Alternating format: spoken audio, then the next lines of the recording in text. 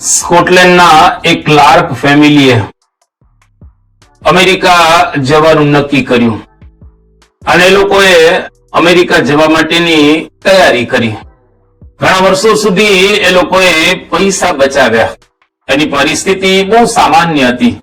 સામાન્ય પરિસ્થિતિની અંદર એમણે થોડા પૈસા બચાવી અને ટૂરના પૂરતા પૈસા એમણે કરી લીધા.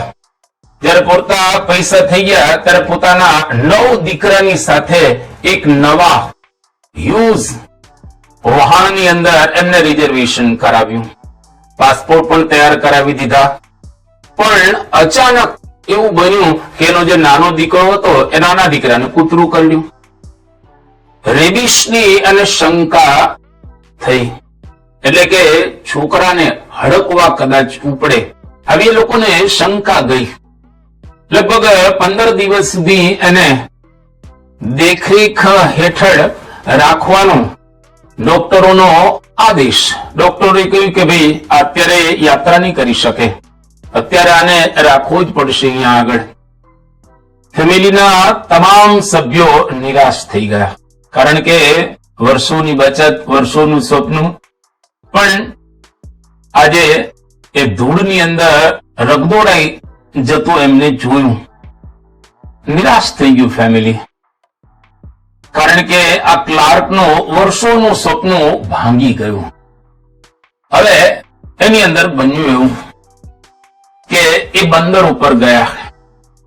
મહાન વાહન જહાજ પહેલી જ વખત યાત્રા કરી રહેલું હતું અને એકદમ પ્રેસ્ટીજ આ જહાજ હતું. અતિશય સારા માણસો, લબ્ધ પ્રતિષ્ઠ એની અંદર હતા અને પહેલી વખત મુસાફરી કરી રહેલા હતા. હવે મહાન જે જહાજ એની યાત્રા ન થઈ શકી એટલા માટે એ લોકોએ બધાએ છોકરા પર ક્રોધ કર્યો, ગુસ્સો ઉતાર્યો, દુખી થઈ ગયા. પરંતુ 5 દિવસ પછી એવો ખ્યાલ આવ્યો, ખબર પડી કે જે જહાજ ટાઇટેનિક એની આ પ્રથમ યાત્રા હતી અને આ જે ટાઇટેનિક એના માટે એવું કહેવાતું હતું અનસિંકેબલ એન્ડ અનબ્રેકેબલ. એ ડૂબે પણ નહીં અને તૂટે પણ નહીં, આવું જબરજસ્ત જહાજ. એની આ પ્રથમ જ યાત્રા હતી અને પ્રથમ યાત્રાની અંદર જ આ જહાજ ડૂબી ગયું. ઘણા જે યાત્રિકો હતા એ યાત્રિકો મરી ગયા. ક્લાર્ક, એનું આખું જે ફેમિલી, એ બધા જ પોતાના જે પુત્ર જેને કૂતરું કરડ્યું હતું એને ધન્યવાદ આપવા લાગ્યા કે તે ખરેખર આજે સંપૂર્ણ પરિવારને બચાવી લીધો. જો તને કૂતરું ન કરડ્યું હોત તો આપણો પરિવાર સંભવ છે કે દરિયાની અંદર ડૂબી જાત અને આપણે જીવતા ન રહેત. પહેલાના જે બધા અપશબ્દો એને છોકરાને કહ્યા હતા, અત્યારે એને આશીર્વાદની અંદર ફેરવ્યા. દરેક ઘટનાની પાછળ કોઈક ને કોઈક કારણ હોય છે, પણ આપણે એને સમજી શકતા હોતા એ નથી. એટલા માટે ભગવાન જે કંઈ કરતા હશે બધું જ સારા માટે કરતા હશે. કદાચ આપણને સમજાય તોય ભલે અને ન સમજાય તોય ભલે, પણ ભગવાન કરે એ સારા માટે જ કરે, કારણ કે ભગવાન દરેકના હૃદયની અંદર વિરાજમાન છે. ભગવાન કૃષ્ણચંદ્ર અર્જુનને કહે છે ઈશ્વર સર્વભૂતાનામ હૃદયેર્જુન તિષ્ઠતિ ભ્રામયન સર્વભૂતાની યંત્રારૂઢાની માયા. ભગવાન દરેકના હૃદયની અંદર રહેલા છે, જે યંત્રમાં આરૂઢ થયેલાઓની જેમ માયા વડે સર્વને ભગવાન ફેરવી રહેલા છે. જો ભગવાનનું કર્તૃત્વ આપણે સમજીએ તો આપણા અંતરની અંદર આપણે હંમેશા શાંતિથી જીવી શકીએ. કોઈ પણ પ્રકારનો ઉચ્ચાટ ન રહે અને પરમ આનંદ વિશ્વની અંદર આપણે પ્રાપ્ત કરી શકીએ. ઘણા યુદ્ધો પછી શિવાજી એક મોટો કિલ્લો બંધાવી રહ્યા હતા અને સેંકડો મજૂરો એની અંદર કામે લાગેલા હતા. સાંજ પડે એટલે સ્વાભાવિક રીતે કામ બંધ થતું અને શિવાજી બધા જ મજૂરોને મજૂરી ચૂકવતા. મજૂરીના પૈસા લઈ અને મજૂરો જ્યારે પોતાના ઘરે જાય આનંદપૂર્વક જતા હતા, ખૂબ ઉત્સાહ ઉમંગથી જતા હતા. આ બધું શિવાજી નિહાળતા હતા અને શિવાજીને એવું થતું કે કેટલા બધા માણસોને હું એમના કુટુંબની સાથે રોજીરોટી આપી રહેલો છું. એમની છાતી એકદમ ગજગજ ફૂલાતી હતી.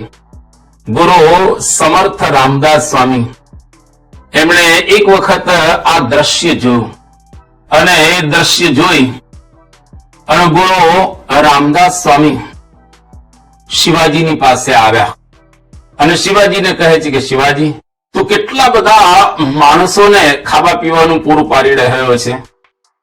ખરેખર તું મોટો અન્નદાતા છે. શિવાજી એકદમ પોરસાયા પણ દંભથી શિવાજી બોલે છે કે ગુરુ, આ બધી આપની કૃપા છે. આપની કૃપાથી જ આ બધું થઈ રહેલું છે. સમર્થ રામદાસ સ્વામીએ શિવાજીને કહ્યું કે શિવાજી, અહીં સામે તું જો.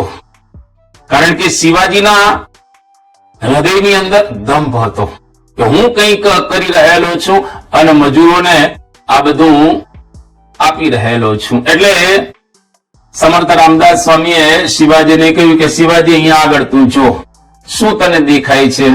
તો કે સામે ખડક દેખાય છે. જરા તોડતો હથોડીથી અને તોડ્યો. અંદરથી એક ખડક તૂટ્યો અને વચ્ચે એક દેડકો નીકળ્યો અને એની સાથે સાથે થોડું પાણી પણ નીકળ્યું.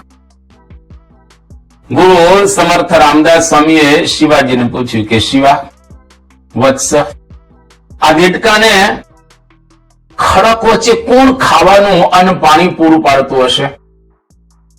ત્યાં એને કોણ આ બધી વ્યવસ્થા પૂરી પાડતું હશે? શિવાજી એકદમ સમજી ગયા અને એનો અભિમાન સંપૂર્ણ ઓગળી ગયું અને શિવાજી ગુરુ રામદાસ સ્વામીનો ખૂબ આભાર માને છે. એના ચરણમાં પડી ગયા. એનો અહંકાર ઓગળી ગયો કે જે કંઈ થઈ રહેલું છે એ ઉપરવાળાની કૃપાથી જ થાય છે અને ઉપરવાળો જ બધી વ્યવસ્થા કરે છે. આપણે તો વચ્ચે કેવળ આડતિયા છીએ, પરંતુ કરનારા ભગવાન રહેલા છે. આપણને નિમિત્ત બનાવે છે અને આપણા દ્વારા આ બધો ભગવાન ઉભું કરતા હોય છે. એટલા માટે ભગવાનનો આપણે આભાર માનવો જોઈએ. કોઈ દિવસ એવું નહીં માનવાનું કે હું કરી રહ્યો છું અથવા તો મારાથી થઈ રહેલું છે. હું કરું એ જ અજ્ઞાનતા. શકટનો ભાર જેમ શ્વાન તાણે, સૃષ્ટિ મંડાણ છે સર્વ એણી પેરે, જોગી જોગેશ્વરા કોઈ ક જાણે. ખરેખર કરનાર ભગવાન છે, કરનાર ઈશ્વર છે, કરનાર પરમેશ્વર રહેલા છે. આપણે તો ફક્ત વચ્ચે એક માધ્યમ રહેલા છીએ.